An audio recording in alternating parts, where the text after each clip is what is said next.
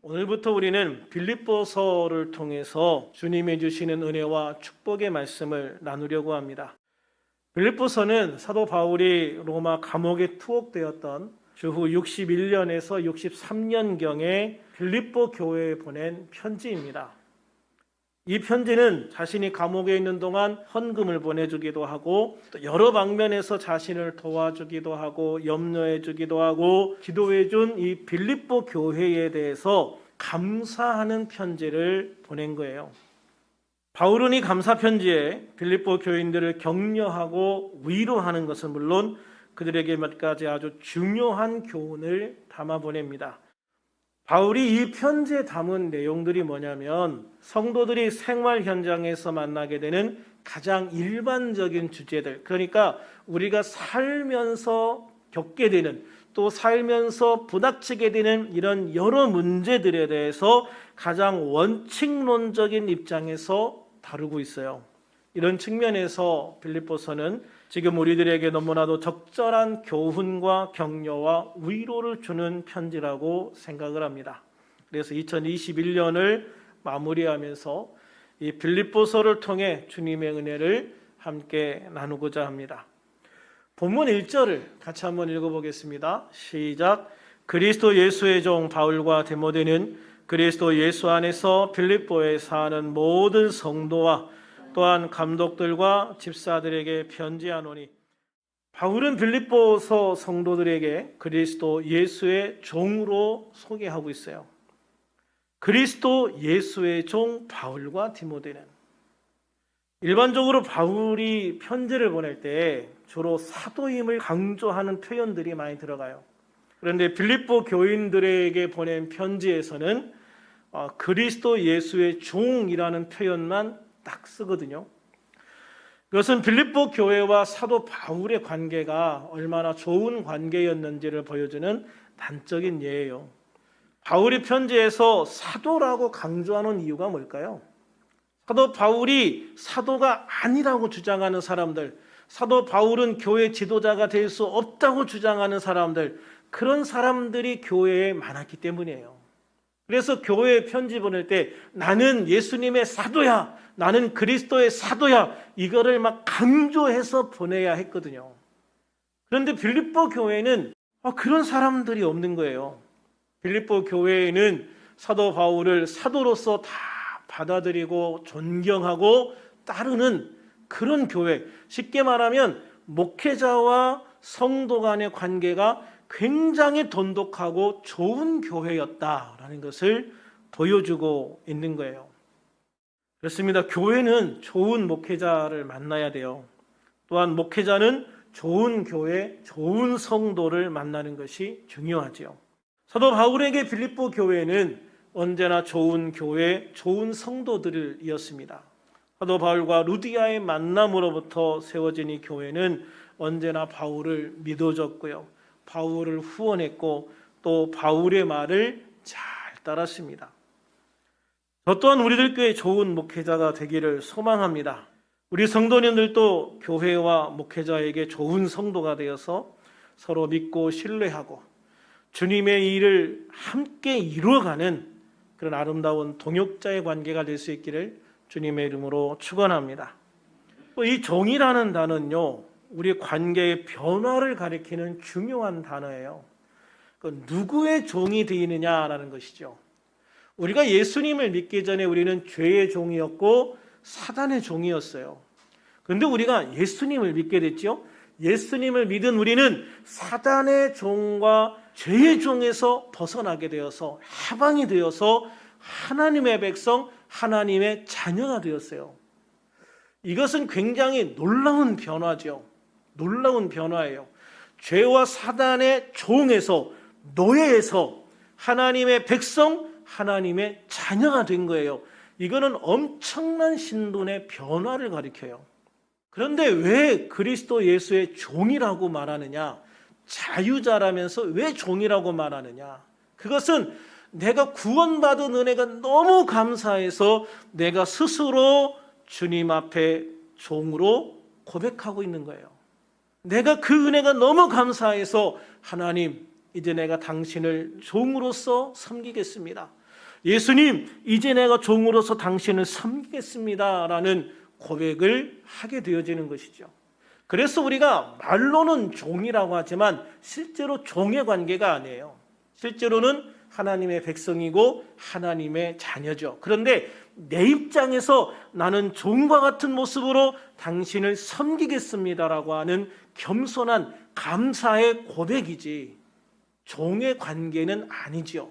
그러나 이 고백이 우리에게 얼마나 놀라운 변화를 가져다 주었는가, 예수님 안에서 우리가 얼마나 놀라운 은혜를 입었는가를 보여주는 정말 귀한 단어다라고 하는 것을 볼 수가 있죠. 또 종이라고 하는 것은 위치적으로 낮은 자리에서 주인을 섬기는 것을 의미해요. 그러므로 우리는 구원의 은혜에 감사하면서 낮은 곳에서 주님을 섬길 수 있는, 할렐루야, 낮은 곳에서 내 스스로 주님을 섬길 수 있는 그런 종으로서의 삶을 사는 우리들이 되기를 주님의 이름으로 축원합니다. 또한 우리는 서로를 섬기는 종이 되어야 돼요. 요한복음 13장 14절에서 예수님이 이런 말씀을 하십니다. 내가 주와 또는 선생이 되어 너희 발을 씻었으니, 내가 주와 또는 선생이 되어 너희 발을 씻었으니 너희도 서로 발을 씻어주는 것이 옳으니라. 예수님이 제자들의 발을 씻어주신 다음에 하신 말씀이죠. 유대인들은 항상 집에 들어갈 때 발을 씻고 들어가야 돼요. 왜냐하면 슬리퍼 같은 신발을 신고 다니잖아요. 그리고 비포장이고 먼지가 많아요. 바람만 불면 먼지가 확 날리는 그런 길이거든요. 그러니까 그런 길에 거의 슬리퍼 같은 거 신고 다니다 보니까 발에 먼지가 얼마나 묻겠어요.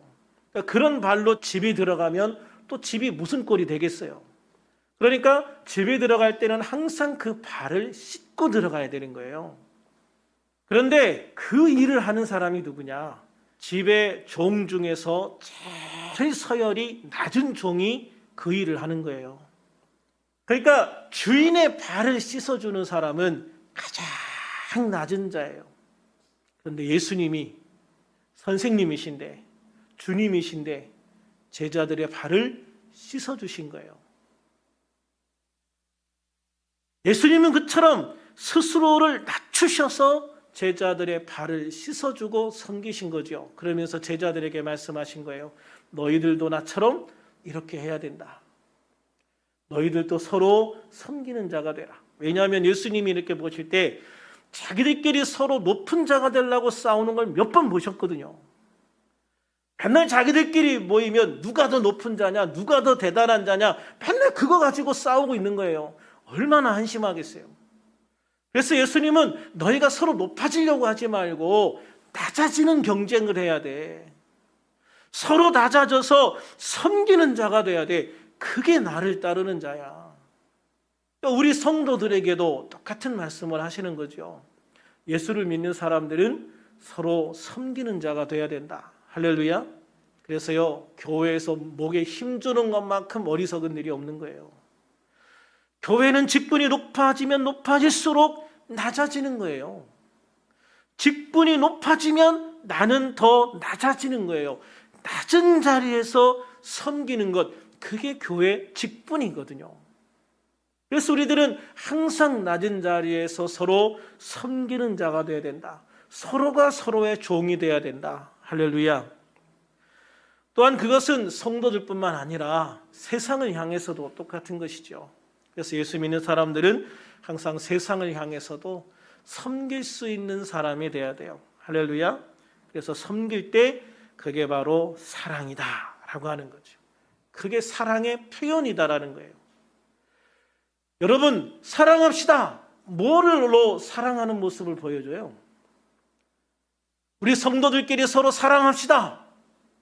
하나님을 사랑합시다. 성도들끼리 사랑합시다. 이웃을 사랑합시다. 도대체 뭐가 사랑이냐 이거죠. 주님은 분명하게 우리에게 보여주시고 말씀하시는 거예요. 이게 사랑이다. 낮아지는 게 사랑이다. 낮아져서 상대방을 섬기는 것, 그게 바로 하나님의 사랑이다. 할렐루야. 그래서 우리는 섬김을 통해서 하나님의 사랑을 실천하고, 아멘, 섬김을 통해서 하나님의 사랑을 세상에 보여줄 수 있는 우리들이 되어야 될 줄로 믿습니다. 그럴 때요, 주님이 우리를 높여주시는 거예요. 내가 낮아지면 낮아질 거라고 생각해서 낮아지지 못하는 게 가장 어리석은 거예요. 내가 낮아질 때 주님이 나를 높여주신다. 할렐루야. 내가 낮아질 때 주님은 나를 높여주신다라고 말씀을 하셨어요. 그래서 나는 겸손하게 낮아져서 섬기고, 할렐루야, 주님은 나를 들어서 높여주시고, 할렐루야, 그게 하나님과 우리와의 관계 속에서 일어나는 아름다운 축복의 모습인 줄로 믿습니다. 그렇게 되어질 때 우리는 서로 힘을 주는 관계가 되는 거예요. 예수 믿는 사람들이 서로 모여서 서로 힘을 줘야 되잖아요. 서로 위로해야 되잖아요. 또 위로받고 싶을 때는 또 위로도 받아야 되잖아요. 그리고 하나님의 소망을 함께 나눌 수 있는 관계가 돼야 되는 것이죠. 그런 교회가 된다면 우리들 교회가 정말 아름다운 교회가 되어질 줄로 믿습니다. 사도 바울은 이제 본문 2절에서 편지를 받게 될 빌립보 교회와 빌립보 교회 대표들에게 인사를 하는 내용이 있어요. 2절 같이 한번 읽어볼까요? 시작. 하나님 우리 아버지와 주 예수 그리스도로부터 은혜와 평강이 너희에게 있을지어다. 아멘. 이 말씀은 그냥 편지의 인사말이라고 생각을 할 수도 있어요. 실제로 이거는 이제 편지의 인사말이죠. 그런데 이 인사말 속에 우리의 삶에 가장 중요한 두 단어가 포함이 되어 있어요. 바로 은혜와 평강이라는 단어예요. 은혜와 평강. 여러분, 우리의 삶에 있어서 은혜만큼 중요한 게 없어요. 평강만큼 중요한 게 없어요. 우리 안에 주님의 은혜가 있고 평강이 있다. 그건 뭐예요? 내 삶에 큰 어려움이 없다는 것을 단적으로 보여주는 것이기도 해요. 집안에 아픈 사람 하나 생기면 어떻게 돼요? 당장 그 평강이 깨져요. 은혜가 무너진다고요. 그런 경우들이 굉장히 많죠. 그래서 우리의 삶에 하나님의 은혜와 평강이 함께하는 것, 이것은 우리의 삶에 있어서 굉장히 중요한 것이다. 할렐루야. 그래서 우리 모든 성도님들 가정에 주님이 주시는 은혜와 평강이 넘치시기를 주님의 이름으로 축원합니다. 은혜는 인간의 행위와 관계없이 하나님으로부터 값없이 주어지는 선물이에요. 특히 예수님께서 십자가 위에서 나를 위해서 죽으시잖아요. 나를 위해서 죽으심으로 나의 죄를 용서해 주셨고, 나의 죄를 용서해 주심으로 내가 주님 앞에 구원이라고 하는 놀라운 선물을 받게 되어지죠. 나를 위해서 십자가에서 대신 죽으셨다. 그래서 대속의 은혜라고 우리가 얘기하는데, 그 대속의 은혜를 통해서 우리가 구원받는 것, 이것이 대표적인 하나님이 주시는 은혜다라고 말씀하고 있는 것이죠. 이 구원은 에베소서 2장 8절 말씀에 의하면 전적으로 하나님께서 우리에게 주시는 은혜의 선물이다라고 말씀하고 있어요. 구원은 뭐다? 하나님이 주시는 은혜의 선물이다. 할렐루야. 그럼 평강은 뭐냐? 평강은요, 하나님의 대속의 은혜, 예수님의 대속의 은혜를 통해서 구원받은 하나님의 백성들에게만 주어지는, 하나님의 백성들에게만 하나님의 은혜로 주어지는 삶의 열매다라고 해요. 삶의 열매다. 삶의 결과물이다라고 하는 것이죠. 예수님의 대속의 은혜를 통해서 구원받은 하나님의 백성들에게만 하나님의 은혜로 주어지는 열매다. 시편 29편 11절에 보면 여호와께서 자기 백성에게 힘을 주시며 여호와께서 자기 백성에게 평강의 복을 주시리로다 라고 했어요. 그렇습니다. 평강은요, 하나님께서 자기 백성에게 주시는 은혜의 선물입니다. 이 말씀을 좀 풀어 설명하면, 참된 평강은 하나님의 은혜로 구원받은 사람들이, 하나님의 은혜로 구원받은 사람들이 이 땅에서 누리는 삶의 모습이다라는 거예요. 그러니까 예수 믿고 구원받은 사람들은요, 이 땅에서 하나님이 주시는 평강을 누리는 삶을 살게 되어진다. 삶의 모습을 보면 평강의 삶을 누리고 있다라고 말씀할 수 있는 것이죠. 여기에서 중요한 거는요, 여호와께서 자기 백성에게 평강의 복을 주신다라는 내용이에요. 여호와께서 자기 백성에게 평강의 복을 주신다. 평강의 복을 누가 주신다고요? 하나님께서. 누구에게 주십니까? 자기 백성에게. 그러니까 우리에게 이 두 가지 조건이 만족될 때 평강의 축복이 주어지는 거예요. 하나님이 나의 하나님이 돼야 되고 나는 하나님의 백성이 돼야 되는 것이죠. 그래서 평강은요, 사람의 노력이나 재물, 권력으로 얻을 수 없는 거예요. 돈이 많거나 권력이 있으면요, 오히려 그것을 지키기 위해서 평강이 깨어지는, 평강을 빼앗기는 경우가 더 많아요. 아무리 많은 돈도요, 마음의 평강을 살 수는 없어요. 아무리 큰 권력이 있어도 내가 그 평강을 빼앗아 올 수도 없고 그거를 지킬 수도 없어요. 오히려 권력을 잃게 되었을 때 감옥 가는 사람들이 오히려 더 많죠. 재벌들 중에 전과자들 정말 많습니다, 여러분. 왜 그럴까요? 그거를 지키려고 하다 보니 그렇게 되는 거지요. 근데 그걸 지키려고 하다 보니 오히려 평강을 빼앗겨 버리고 은혜를 잃어버리게 되는 삶을 살게 되는 경우들이 많더라라는 것이죠. 참된 평강은 그래서 오직 하나님의 구원의 은혜로만 주어지는 하나님의 선물인 것이에요. 아직 로마가 기독교를 핍박하던 초기 기독교 시대의 일입니다. 한 성도님이 복음을 전하다가, 예수 믿고 구원받으라고 복음을 전하다가 붙잡혔어요. 그래서 재판을 받고 사형 판결을 받게 되었습니다. 사형 집행이 있기 전날 밤 그의 사랑하는 동생이 찾아왔어요. 동생은 형과 마지막 밤을 함께 지내기를 원했어요. 내일이면 사형을 당하는데 우리 형이 얼마나 불안할까. 우리 형 옆에 같이 있어주면서 불안한 형의 마음을 좀 위로해주고 힘이 되어야 되겠다라고 생각해서 형을 찾아온 거죠. 그러나 형은 단호하게 거절합니다. 나는 평상시와 하나도 다를 바 없이 잠자리에 누워서 잠을 잘 거야. 이거는요, 죽음을 바로 눈앞에 둔 성도의 모습을 잘 보여주는 거예요. 그는 죽음 앞에서조차 평강의 축복을 빼앗기지 않았던 것이죠. 그는 죽음 앞에서도 오히려 평소와 전혀 다름없이 편안하게 잠을 자는 평강을 누리고 있는 거예요. 하나님께서요, 사랑하는 자에게 잠을 주신다고 그랬어요.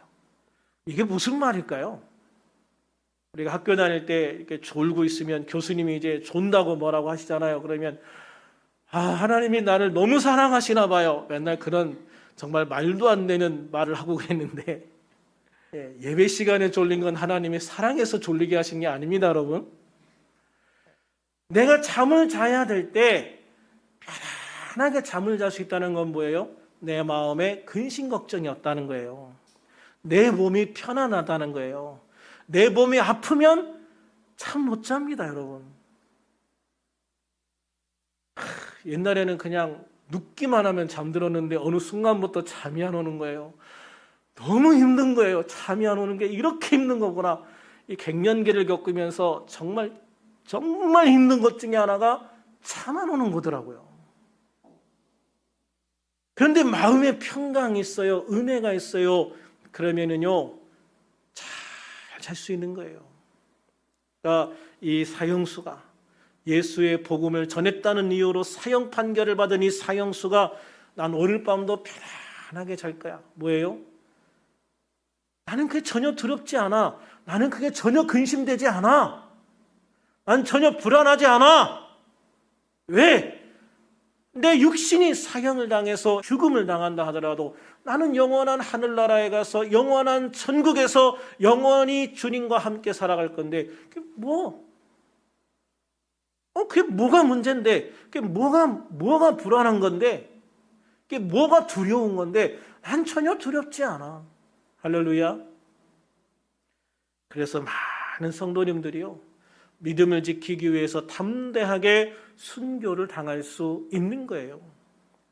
예수님을 믿으면 그 믿음 자체가 우리에게 평강을 더해주기 때문인 걸 믿으시기를 바랍니다. 이처럼 우리의 생활에서 어떤 상황에 처하든지 그 모든 상황을 이기고 승리할 수 있는 요인이 우리에게서 나오지 않는다는 것을 아는 것이 중요해요.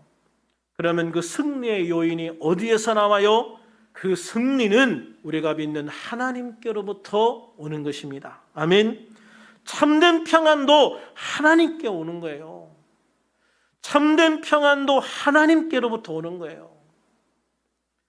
우리가 하나님을 믿으면 믿을수록, 우리가 하나님을 신뢰하면 신뢰할수록, 우리가 하나님 앞에 기도하면 기도할수록 우리가 하나님 안에서 누릴 수 있는 평안의 능력은 훨씬 더 강력해지는 거예요. 우리가 이렇게 우리 주 예수님의 은혜로 하나님으로부터 주어지는 평강을 온전히 누리려면 이거를 빼앗고 방해하는 게 뭔지를 아는 게 정말 중요해요. 왜냐하면 내가 넉넉히 있다가 이거를 뺏기면 안 되거든요. 내가 이 평강을 지켜야 돼요. 그러려면 뭐가 이 평강을 방해하는가, 뭐가 이 평강을 빼앗아가는가를 알아야 돼요. 그건 바로 죄입니다. 죄. 결국은 죄라고 하는 것 때문에 우리가 평강을 빼앗기는 거예요.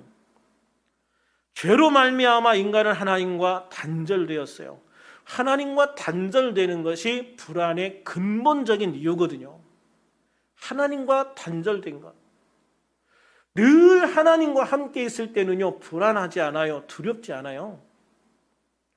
아담과 하와가 늘 에덴 동산에서 하나님과 함께 더불어 산책하고 거닐 때 그때 두려웠겠습니까? 그때 불안했겠습니까? 아니요, 그런 불안이나 두려움이 전혀 없었을 거예요. 인간에게 불안과 두려움이 온 이유는 그 하나님과의 단절이에요. 하나님과의 단절, 하나님과 끊어진 거예요. 하나님과 함께 할 수 없는 거예요. 하나님과 단절되어진 결과는 하나님의 심판이죠. 이 심판을 통해 우리는 죽음이라고 하는 형벌을 받게 되어진 거예요. 특히 죽음의 공포를 이기지 못해서 많은 사람들이 두려움과 불안에 떨게 되는 거예요. 사람들이 다른 것 때문에 불안한 것 같아요. 다른 것 때문에 두려운 것 같아요. 그런데 상담을 하면서 그 사람의 심리를 딱 파헤쳐 나가면 맨 끝에 뭐가 있냐? 죽음이 있는 거예요, 여러분. 그러므로 우리는 정말 주님 안에서 이 불안의 원인들, 두려움의 원인들이 무엇인지를 정확하게 이해하고 이것을 어떻게 해결할 것인가를 생각하는 것이 중요하다는 것이죠. 그러므로 우리들이 참된 평화를 누리려면 무엇보다도 먼저 하나님과 화목해야 될 줄로 믿습니다. 하나님과 화목해야 된다는 것이죠. 예수 그리스도의 십자가를 통해 죄로 인해 하나님과 원수되었던 우리들이 다시 하나님의 백성, 하나님의 자녀로 회복되는 거예요. 이게 정말 중요하다는 것이죠. 이것은 복음을 통해 구원받았음을, 이것은 복음을 통해 내가 구원받았음을 확실하게 믿어야 된다는 말입니다. 아멘. 그러므로 예수님을 믿는 우리들은 어떤 상황에서도 구원의 확신이 있어야 돼요. 아멘. 어떤 상황에서도 구원의 확신이 있어야 돼요. 나는 이미 하나님의 백성이라는 확신이 있어야 돼요. 내가 지금 죽어도 천국 간다는 확신이 있어야 돼요. 내가 예수님을 믿음으로 영생을 가졌기 때문에 더 이상 죽음이 나를 주장하지 못한다는 것을 확신하고 믿어야 되는 거예요. 저에게도 두려움의 시기가 있어요. 제가 굉장히 불안정했던 시기가 있거든요. 제가 처음 죽음이라는 것을 안 것이 증조 할아버지의 죽음이었어요. 그 이전에는 사람이 죽는다는 건 아예 이제 생각도 못했고 알지도 못했거든요. 당시 연세가 많으셨던 기억이 있어요. 그리고 아프셔서 이렇게 알아 누우셨던 기억도 거의 없어요. 굉장히 건강하셨어요. 그런데 어느 날 아침에 일어나 보니 증조 할아버지가 돌아가셨다고 하는 거예요. 그때가 제가 초등학교, 요새는 초등학교지만 옛날에는 국민학교죠. 옛날에 그 국민학교 1학년인가 2학년인가 그랬던 있던 때였던 것 같아요. 그 일을 통해서 사람이 죽는다는 것을 처음 알게 된 거예요. 그리고 그 이후에 할머니도 돌아가시고 또 큰할아버지도 돌아가시고 또 우리 어머님, 저를 낳아주신 어머님도 갑자기 돌아가시고 또 할아버지가 돌아가셨어요. 아주 어린 나이였지만 이런 일들이 저에게 굉장히 큰 충격이었던 것 같아요. 특히 할머니와 나를 낳아주신 어머니는 정말 저에게 있어서 특별한 분들이었던 것 같아요. 그런데 어린 나이에 그런 특별한 관계에 있던 분들의 죽음이 저에게 굉장히 영적인 충격을 준 거죠. 그래서 나의 무의식으로부터 죽음에 대한 두려움, 공포가 생겼던 것 같아요. 그래서 삶에 큰 의지가 없었어요. 한 사람의 일생이라는 것이 그렇게 길지도 않은데, 길지도 않은 인생에서 10년, 20년, 30년, 40년, 50년 더 산다는 게 무슨 의미가 있나? 어차피 사람이 언젠가는 죽을 것이고 잊혀질 건데 지금 죽으나 더 있다 죽으나 의미가 없잖아 라는 생각을 했었어요. 그 어린 나이에. 중학교 때 제가 그런 문제 때문에 굉장히 고민하고 갈등하고 방황했단 말이에요. 그래서 항상 우울하고 불안정한 심리 상태로 살았던 것 같아요. 중학교 때 이제 서울로 전학을 가서 중3 때 심리 검사를 했어요. 그런데 그 중에 이제 몇 명이 상담실로 불려갔어요. 그 중에 한 명이 저였어요. 왜 상담실로 불려갔냐면 결과가 너무 불안정하게 나온 거예요. 그래서 상담 선생님께서 부모님을 모시고 와라.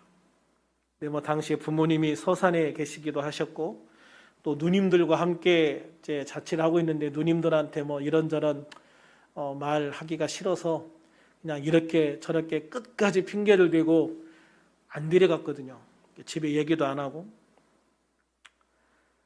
그런데 제가 예수님을 믿게 됐어요. 절대로 믿지 않을 것 같은 예수님을 믿게 됐어요. 이 과정에서 이런저런 일들이 많았지만 결과적으로 제가 예수님을 믿게 됐어요. 예수님을 믿고 영생에 대해서 알게 되고 믿게 되었습니다. 그 후에 제 삶의 모습이 완전히 바뀌었어요. 예수님을 만난 이후에 고등학교 3학년 때 다시 심리검사를 했어요. 제가 같은 울타리 안에 있는 중학교와 고등학교를 다녔거든요. 그래서 제가 중학교 때 저를 상담했던 선생님이 그때는 고등학교 상담 선생님으로 와 계셨어요. 다시 호출을 받게 됐어요. 요새 나는 게 별로 불안하지도 않은데 왜 나를 또 부르시지? 라고 생각하면서 이제 상담실에 들어갔어요.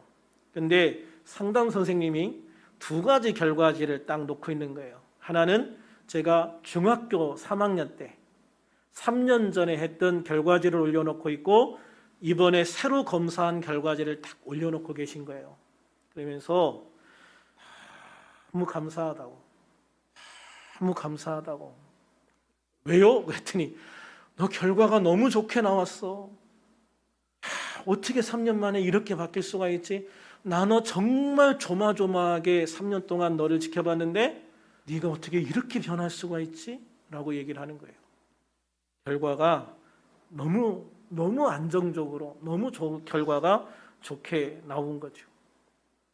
결국 불안이 문제죠. 불안이 문제예요. 그런데 예수님을 딱 믿고 나서 보니까 예수님을 믿고 나니까 그 불안들이 그 두려움들이 어느 순간에 사라져버리고 내 삶의 영향을 안 주기 시작을 한 거예요. 그러니까 인생이 완전히 바뀌게 되어진 것이죠. 그래서 그때 제가 예수님을 안 믿었다면 내 인생이 어떻게 됐을까? 가끔 한번 생각해봐요. 예수님을 믿음으로 제가 새 인생을 얻었고 예수님을 믿음으로 새로운 소망을 얻었고 예수님을 믿음으로 정말 주님의 큰 마음의 평강과 은혜를 갖게 되어진 것이죠. 그래요. 사람들이 왜 불안해하는가? 결국은 뭔가 집착하기 때문에 불안하죠. 죽음이라는 문제 때문에 불안해하고 또 죽음이라는 문제에서 파생되어지는 물질 문제나 권력 문제 때문에 결과적으로 사람이 불안해하기 시작을 하는 거예요. 근데 여러분, 물질이 필요 없습니까? 아니죠. 물질은 필요합니다. 그죠? 돈 없어도 됩니까? 아니요. 돈 있어야 되죠.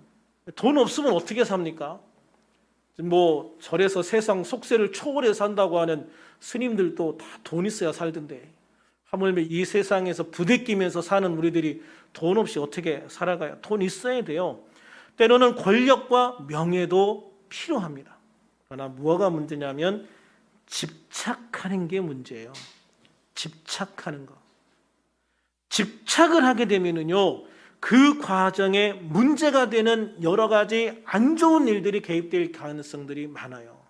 그러니까 돈을 버는 것에 집착을 하면 불법적인 방법으로 돈을 벌려고 한다든지, 아니면 뭐 다른 사람을 뭐 이렇게 막 깔아뭉개고 다른 사람 거를 착취하고 그러면서 나만 돈 벌면 돼, 이런 생각을 가지는 사람들이 생길 수 있거든요. 그래서 돈 버는 게 죄가 아닌데 죄가 되는 사람들이 생기는 거예요. 권력과 명예를 갖는 게 죄는 아닌데 그 과정 속에서 죄를 짓는 사람들이 생기게 되는 거예요. 그리고 그러한 죄들은 또다시 더 많은 불안과 두려움의 원인이 되어지기도 하는 것이죠. 그래서 사도 바울은 빌립보서 4장 11절에서 어떠한 형편이든지 나는 자족하기를 배웠다라고 말해요. 어떠한 형편이든지 나는 자족하기를 배웠다. 디모데전서 6장 6절에서는 자족하는 마음이 있으면 경건은 큰 이익이 되느니라 라고 말씀하고 있죠. 그러므로 우리들은 우리 주 예수 안에서 하나님이 주시는 은혜를 받아 무리한 욕심을 부리지 말고 필요 이상의 더 큰 권력과 명예에 매달리지 말고 하나님이 우리에게 주시는 것, 내가 열심히 최선을 다해서 노력을 했을 때 거기에 주시는 하나님의 은혜, 내가 일한 대로 받는 축복, 여러분 그게 굉장히 큰 축복이에요.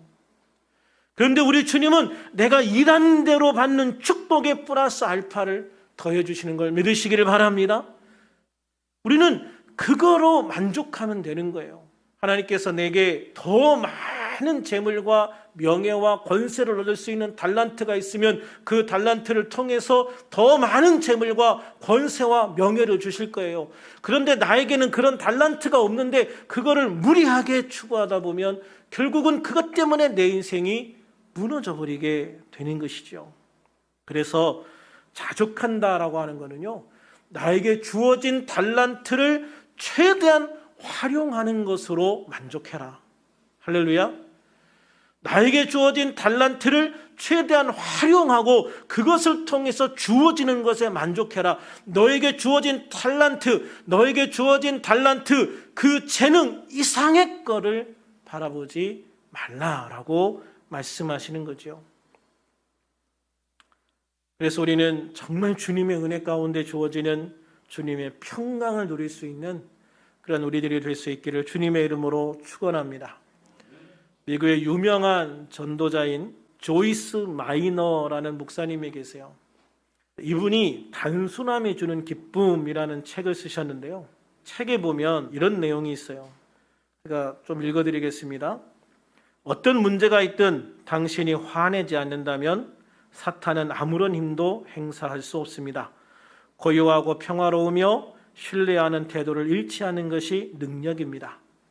반대로 사탄의 능력은 당신을 동요케 하고 두렵게 만들어서 당신의 힘을 소진하게 합니다. 어떤 역경을 겪고 있다면 단순히 고요한 평정을 되찾으려고 노력해 보십시오. 혼란스럽고 절망스러운 순간을 맞을 때마다 멈춰서서 지금 사탄이 무엇을 하려고 하는가 하고 스스로 물어보십시오. 고통 속에서도 우리가 기쁨과 평안을 잃지 않을 때 성령은 역사하십니다. 고난 안에 있으면서도 예수 그리스도의 평강 안에 있다면 우리는 힘을 얻을 수 있습니다. 참고 견딤, 평온함, 쉼과 같은 성경의 단어는 모두 같은 뜻을 지니고 있습니다. 기쁨과 평안을 잃지 말라는 것입니다. 우리는 이미 극복한 사람이 아닙니다. 하지만 언제나 극복하는 자가 되어야 합니다. 예수님 안에서 우리는 언제나 승리의 확신을 가질 수 있습니다. 예수님이 각각의 상황에서 당신과 함께 하실 것입니다.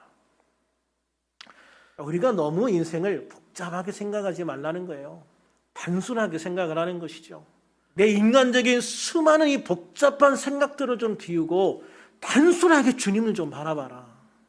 단순하게 주님을 바라보는 사람이 주님의 은혜와 주님의 축복을 받는다는 거예요. 할렐루야. 그래서 우리는 나의 힘이 아닌, 나의 능력이 아닌 하나님의 은혜로 살아가는 자가 되기를 주님의 이름으로 축원합니다. 요한복음 14장 27절에서 주님은 평안을 너희에게 끼치노니 곧 나의 평안을 너희에게 주노라. 내가 너희에게 주는 것은 세상에 주는 것과 같지 아니하니라. 너희는 마음에 근심하지도 말고 두려워하지도 말라라고 말씀하셨어요. 우리 모두 이 말씀을 굳게 붙잡을 수 있기를 주님의 이름으로 축원합니다. 그래서 코로나19로 인한 어려움 속에서도 또한 우리가 살아가면서 헤쳐나가야 될 인생의 풍파 속에서도 우리 주님의 은혜 안에서 겸손한 종, 할렐루야, 우리 주 예수님의 은혜 안에서 겸손한 종이 되고 하나님의 동역자가 되어서 하나님의 평강을 누리는 그런 복된 우리들 교회 성도님들이 될 수 있기를 주님의 이름으로 축원합니다. 그래서 우리들 모두 우리 주님이 허락하신 최선의 삶과 최고의 삶을 살아가는 복된 하나님의 백성, 하나님의 자녀가 될 수 있기를 우리 주 예수의 이름으로 축원합니다. 축원합니다.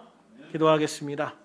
살아계신 아버지 하나님, 오늘도 주님의 은혜 안에 함께 예배할 수 있게 하심을 감사합니다. 교회에서 또는 가정에서 온라인으로 주님을 예배했습니다. 우리가 어디에 있든지 주님이 기뻐하시는 예배자의 모습을 갖추게 하시고 주님이 받으시는 예배자가 되게 하여 주시옵소서. 특히 우리들이 주님의 은혜 안에서 항상 겸손한 성도가 되어서 목회자와 교회와 하나 되어 주님의 아름다운 일들을 이루어가는 복된 하나님의 백성, 하나님의 동역자들이 되기를 소망합니다. 또한 코로나로 인해서 힘들고 살아가는 가운데 불어오는 거친 풍랑 속에서 힘들어하는 모든 성도들에게 하나님으로부터 주어지는 평강의 축복을 누리게 하여 주시옵소서. 그래서 언제 어디서든 어떤 상황에서든 마음에 근심하지 않게 하시고 두려워도 하지 않게 하시고 주님의 은혜와 평강의 축복을 누리는 우리들, 강하고 담대한 우리들, 온전한 축복을 향해 달려가는 우리들이 되게 하여 주시옵소서. 이번 한 주간에도 주님의 특별한 은혜 가운데 보호하시고 인도하시고 건져주시는 은혜를 누리게 하여 주셔서 항상 기뻐하고 범사에 감사하며 쉬지 않고 기도하는 은혜를 더하여 주시옵소서. 온전한 하나님의 평강의 축복을 누리는 한 주간이 되게 하여 주시옵소서. 우리 주 예수님의 이름으로 감사하며 기도하옵나이다. 아멘.